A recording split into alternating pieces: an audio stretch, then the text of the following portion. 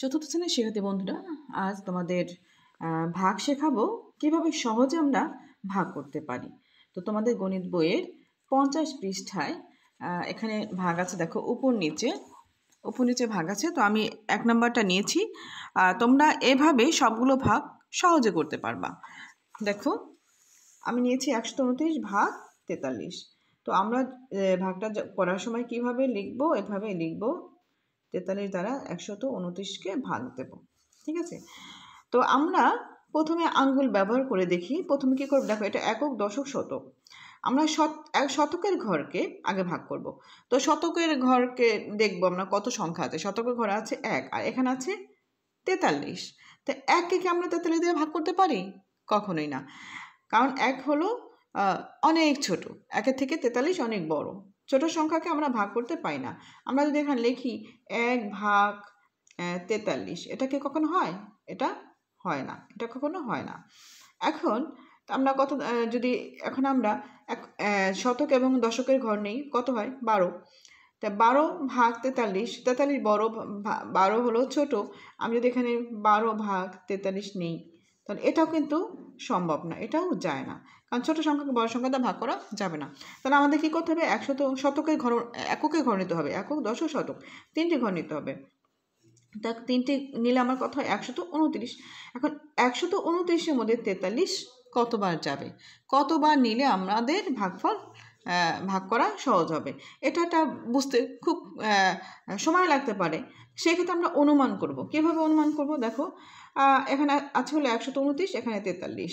আমরা যদি ভেবে নেই এখানে আছে 120 আর ভাগ এখানে আছে 40, অনুমান করে ভেবে নিলাম, আসলে নাই, এখানে অনুমানটা কম বেশি হতে পারে। এটা মেনে নিলাম, কারণ একক স্থানে অঙ্কে শূন্য আনলাম। কেন শূন্য এনেছি? এটা সহজের জন্য। আমরা জানি কোনো অঙ্কে যদি শূন্য থাকে সেটা অঙ্ক করাটা সহজ হয়ে যায়। ঠিক আছে, এটা ভাবলাম আমরা যে একক স্থানে শূন্য নিলাম, তাহলে এই ভাগটা আমাদের সহজ হয়ে যাবে। কেন? দেখো আমরা এখন ভেবে নিই যে শূন্য নাই, তাহলে এখানে আছে 12 ভাগ 4, এটা আমরা ভেবে নিলাম 12 ভাগ 4। তাহলে 12কে 4 দিয়ে ভাগ করলে কত হয়? 3 হয়। এই যে আমরা অনুমান করলাম, ঠিক আছে, যে কত যেতে পারে। 120 ভাগ 40 করলাম। কেন 40 করলাম? এই ডান একক স্থানে অঙ্কে শূন্য আনলাম, যাতে সহজভাবে আমি ভাগটা অনুমান করতে পারি, সেই জন্য। তা দেখা যায় 3 যাচ্ছে, তাহলে এখানেও আমাদের 3 যেতে পারে। কত যেতে পারে? 3 যেতে পারে। 3 যেতে পারলে আমরা দেখি 43কে আমরা 3 দ্বারা গুণ করে দেখি। 3 তিরিখে 9, 3 4-এ 12। দেখো 3 43-এ কত হয়? 129। তাহলে আমরা এই 3টা কোথায় লিখবো? এইখানে একক স্থানে অঙ্কে লিখবো, অঙ্কের উপরে। 3 43-এ 129 হচ্ছে। এরপর আমরা 129 এবং 129 কি করব? আমরা বিয়োগ করব। বিয়োগ করলে 0 হয়। এই যে এই অনুমানটা কেন করেছি, এটা বোঝার সুবিধাতে আমরা কয়বার নেব? 2বার নেব, না 3বার নেব, না 5বার নেব, সেজন্য। ঠিক আছে, এভাবে তোমরা অনুমান করে, কেমন, এভাবে অনুমান করে তোমরা সহজে ভাগ করতে পারো। তো আমি আরেকটি ভাগ দেখাচ্ছি। দেখো এখানে আছে, কোনটা করব? 5 নাম্বারটা করি। কেমন? 5 নাম্বার আছে হলো 382 ভাগ 62।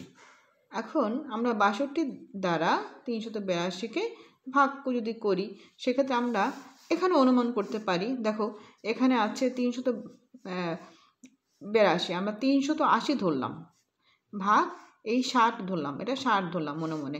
এই 2 আর 2 2-এর পরিবর্তে 0 নিলাম, 2 পাশ থেকে 2 বাদ দিয়ে। এখন 0 যদি বাদ দিয়ে আমরা 38 ধরি, 38 ভাগ 6, তাহলে 6-এর গুণের নামটা পড়ো, 6 6 36, 6 6 36 হয়। বিয়োগ করলে 2 থেকে যায়, অবশিষ্ট 2 থেকে যায়। তাহলে আমরা বুঝতে পারি এখানে 6 বার যেতে পারে। তাহলে আমরা 6 দিয়ে দেখি কত হয়। 6 দুগুণে 12, 12 2 হাতে 1, 6 6 36 আর এক কত? 37। 6 6 6 দুগুণে 12, 2 হাতে 1, 6 6 36 আর 1 37। আমরা বিয়োগ করলে 0 হয়, এখানে হয় 1, তাহলে 10 হচ্ছে। এখানে আমরা ভাগফল পাচ্ছি কত? এখানে ভাগফল পাচ্ছি 6, এবং ভাগশেষ পাচ্ছে কত? 10। এভাবে আমরা সহজে অনুমান করে ভাগ করতে পারি। কেমন শিক্ষার্থী বন্ধুরা? তো আশা করি বুঝতে পেরেছো। এভাবে তোমরা ভাগ করার চেষ্টা করবা। ধন্যবাদ।